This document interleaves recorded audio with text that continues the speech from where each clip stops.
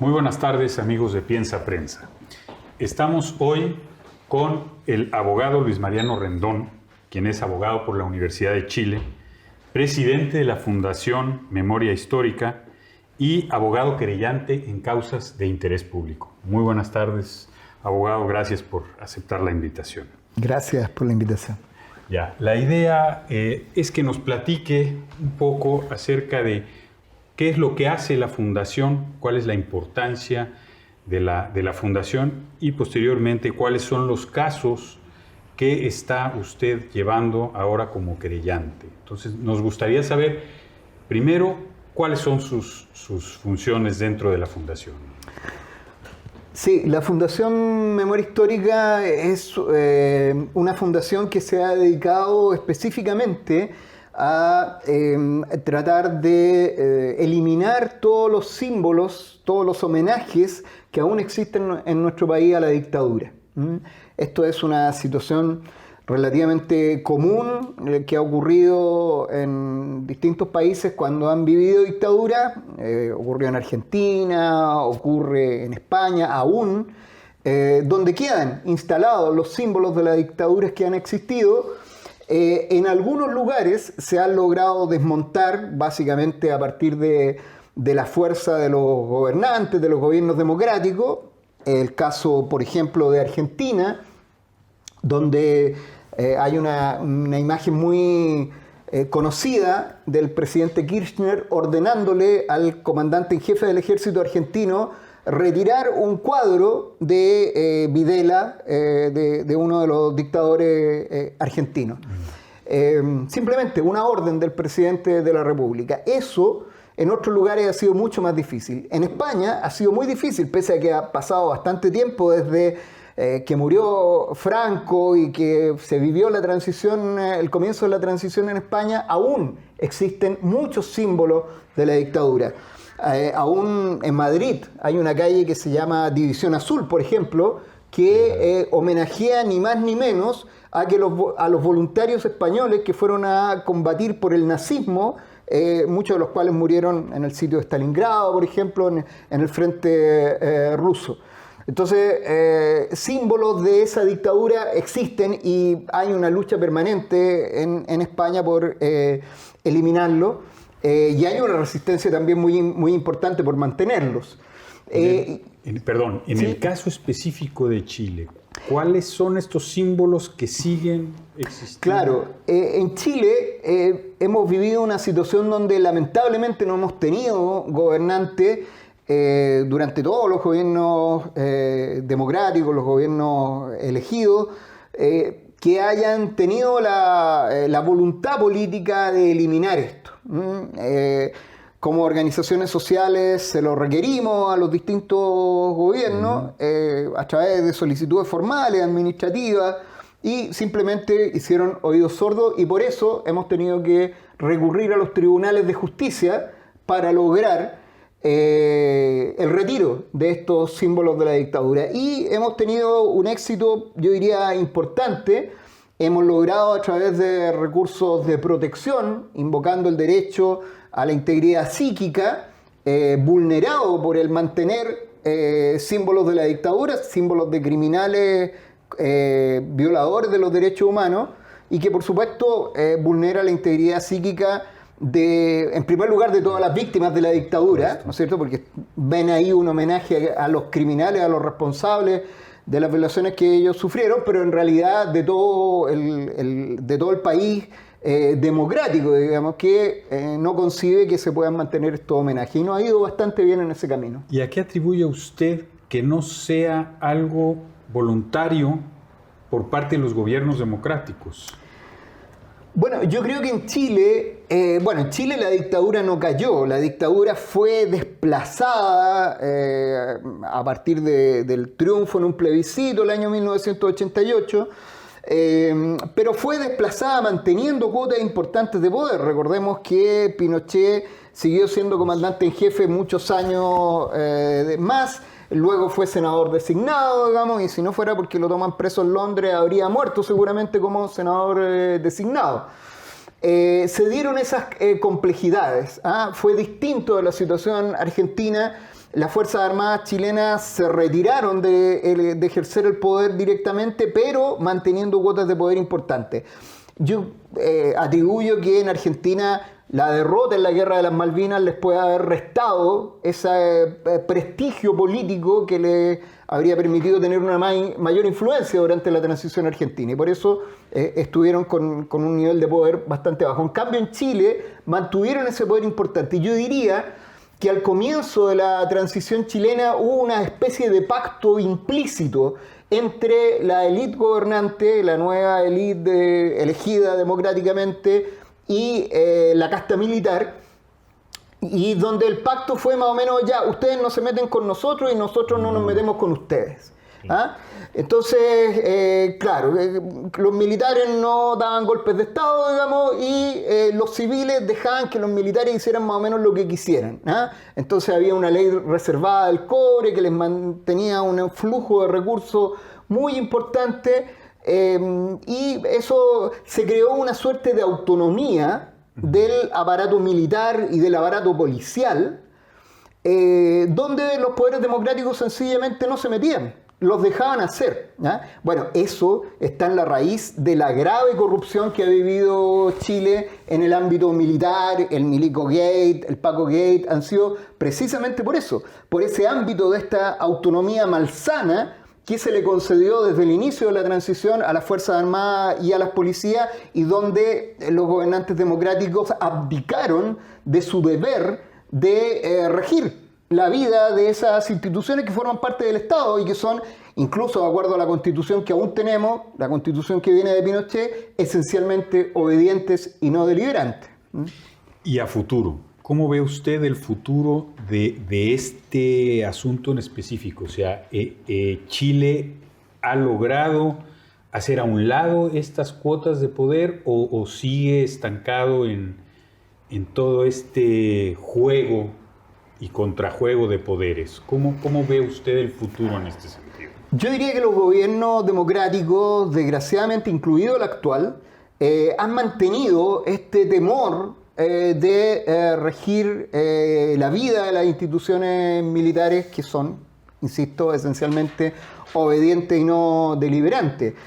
Lo hemos visto en nuestros propios casos que tienen que ver con los homenajes a los jerarcas de la dictadura. Le pedimos a la ministra de Defensa, por ejemplo, y a la ministra de Justicia y Derechos Humanos del actual gobierno, el retiro de unos retratos de Toribio Merino, el cabecilla del golpe de Estado, ¿no es cierto?, el quien usurpó el mando de la Armada, y que todavía están en la comandancia en jefe de la Armada y en la comandancia en jefe de la primera zona naval en Valparaíso.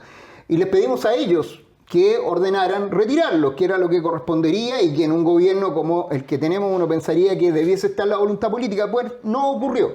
Dieron unas respuestas vergonzosas, realmente vergonzosas, que están ahí, digamos, para que en algún momento la historia vaya sacando sus conclusiones y haga su juicio, y hemos tenido que avanzar en el terreno judicial. Afortunadamente, yo diría que nos ha ido bastante bien en ese terreno. Hemos logrado obligar al ejército de Chile a retirar todos los homenajes que aún mantenía a Manuel Contreras, el jefe de la DINA, ¿no es cierto?, condenado a centenares de años de prisión por los crímenes que cometió. Logramos que su nombre fuera borrado de cualquier homenaje, de cualquier placa recordatoria al interior del ejército. Hace poco nos llegó una imagen muy decidora de eso, porque muestra la placa, una placa de mármol, donde están todos los comandantes del regimiento Escuela de Ingenieros de Tejas Verdes en San Antonio, donde están todos desde 1800 y tanto, y en el espacio que está entre 1973 y 1974 hay un espacio en blanco. Ahí estaba el nombre del coronel Manuel Contreras Sepúlveda, y fue borrado por la sentencia judicial que nosotros obtuvimos en los tribunales. También en ese terreno logramos un recurso de protección, logramos una sentencia que le ordenó a la Armada retirar una estatua que tenía en el Museo Marítimo de Valparaíso en homenaje a Toribio Merino. Le agradezco estos comentarios. Vamos a hacer una pequeña pausa y volvemos para seguir platicando con usted. ¡Corte! Bien, bien. 2, 1. Hola, bienvenidos de regreso. Estamos aquí con el abogado Luis Mariano Rendón, platicando sobre sus trabajos y ahora hablando de esos éxitos judiciales que tuvo en la Fundación Abogado. Quisiéramos saber cuáles son las causas que tiene más importantes como querellante de causas públicas. Que nos cuente un poco sobre eso. Claro, soy querellante, he ejercido la acción penal en distintas causas que se pueden denominar de interés público, es decir, donde no hay un particular directamente dañado, sino que es en general la sociedad la que resulta ofendida por estos delitos, que debiesen ser perseguidos de oficio por parte del Ministerio Público, pero como ello no ocurre en muchos casos, he debido interponer acciones penales.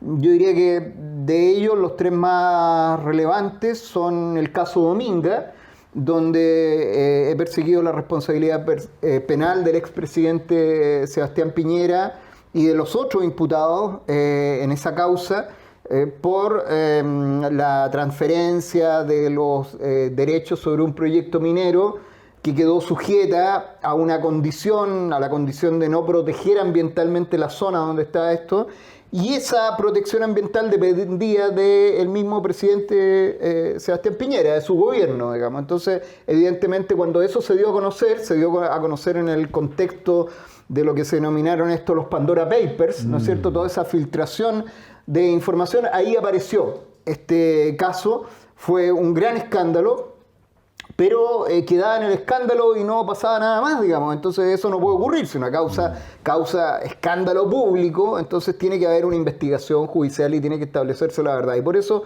interpuse la acción penal correspondiente ahí. También lo he hecho en las causas que tienen que ver con las violaciones a los derechos humanos durante el estallido social, persiguiendo la responsabilidad de los altos mandos en esto.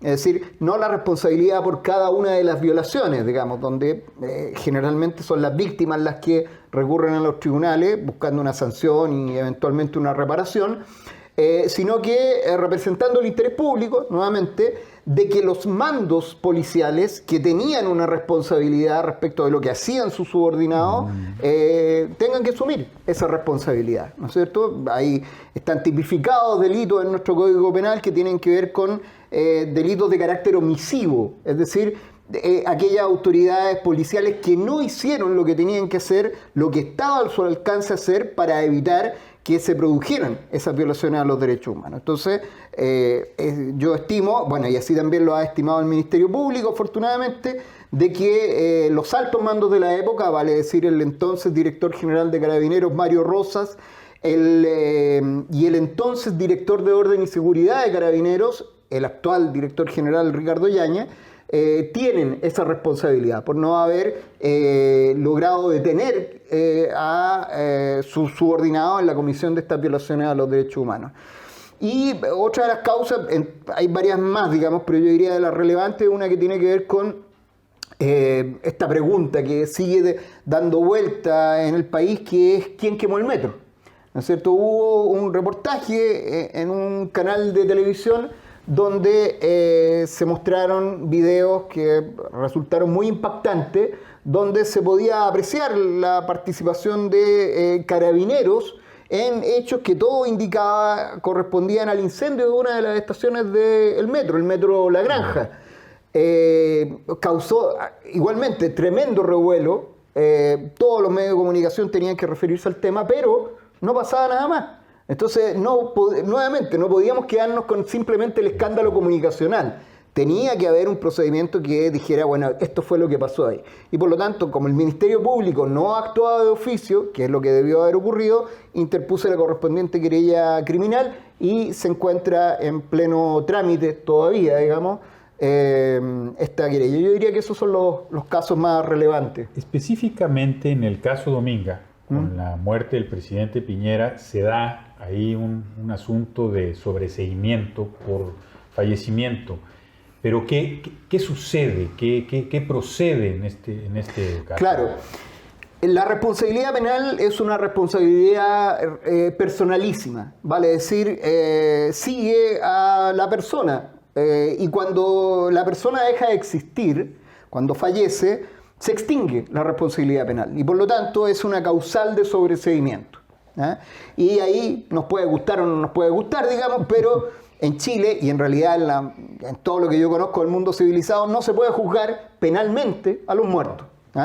En otras materias sí, digamos, en materias civiles sí, porque se puede perseguir su responsabilidad en su patrimonio, que pasa a sus herederos, digamos, en otros ámbitos sí, pero en materia penal no, su responsabilidad se extingue con la muerte. Por lo tanto, para despejar un poco el caso y que desaparecieran ciertos actores del proceso y la causa continuara con los otros imputados, yo le pedí al tribunal que declarara el sobreseimiento por fallecimiento de Sebastián Piñera, al día siguiente más o menos de que se conoció la noticia de su muerte.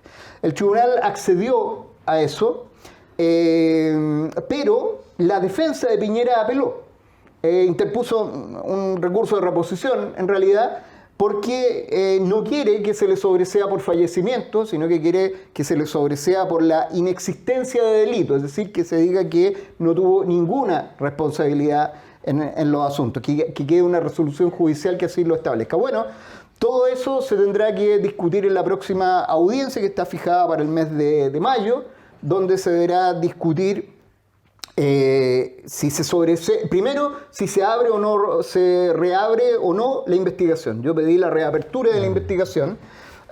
Si se sobresee o no por fallecimiento a Sebastián Piñera y si en general se sobresee o no se sobresee la causa respecto de Sebastián Piñera y respecto de los otros imputados en la misma. Ahora, la petición de reapertura de la investigación es por una causa muy específica, tengo entendido, que es todo el asunto de el caso de los audios y la filtración de información que viene de la PDI. ¿Es correcto? Tiene que ver con eso, digamos. Es una de las explicaciones a una investigación que yo diría fue muy deficiente en algunos aspectos. Es una investigación bastante amplia, donde se profundizó en varios aspectos, pero que en realidad eran aspectos que no tenían mucho que ver con el centro, el meollo de la figura ilícita que se estaba persiguiendo. Y en esos ámbitos específicos, en esos hilos investigativos que tenían que ver con el corazón del hecho ilícito, no hubo una investigación, a mi juicio, con la suficiente profundidad. Entonces ahora uno se puede explicar por qué pasó eso, ¿no es cierto? Porque había una policía de investigaciones a cargo de las pesquisas que estaba virtualmente intervenida por el poder político, por el mismo gobierno de Sebastián Piñera a través de este abogado de Hermosilla. Entonces, hasta el momento ya está claro de que el exdirector de la PDI le pasaba información privilegiada a el Hermosilla y él se la pasaba al primo del imputado, al primo de Piñera, a Andrés Chadwick, poniendo sobre alerta al imputado y a sus abogados de diligencias que estaban recién dictadas, que el resto de los abogados no podíamos conocer. Eso es bien interesante que se sepa, digamos, el timing de todo esto, porque, por ejemplo, la instrucción particular para incautar determinada documentación de las sociedades que estaban involucradas en todos estos traspasos fue dictada el 25 de octubre del año 2021 a las 9:28 de la mañana por la fiscal correspondiente. Ahí firmó el oficio correspondiente y se lo envió a la BRIAC, a la Brigada Investigadora Anticorrupción de la Policía de Investigaciones. La BRIAC responde, acusa recibo a las 9:48. Sí, acusa recibo, comenzamos las indicaciones. Bueno, la noche de ese mismo día, a las 20 horas, algo así, si mal no recuerdo, estaba el director de la PDI informándole a Hermosilla de esta instrucción particular, a la que ningún abogado podía tener acceso. Porque las causas, los abogados efectivamente podemos tener acceso, pero con un desfase, un desfase que puede ser 10 días, 15 días, cuando uno pide la carpeta investigativa y le entregan una copia de la carpeta investigativa, ya sea como querellante o defensor, hay un desfase. Ellos no, la defensa de Piñera tenía la información de inmediato prácticamente, en tiempo real, de parte de la PDI. Realmente muy interesante, creo que a futuro nos espera mucho material de qué hablar con esto y lo dejo invitado para que vuelva con nosotros y nos cuente cómo se desarrollan estos. Encantado, un gusto. Igualmente. Muchas gracias.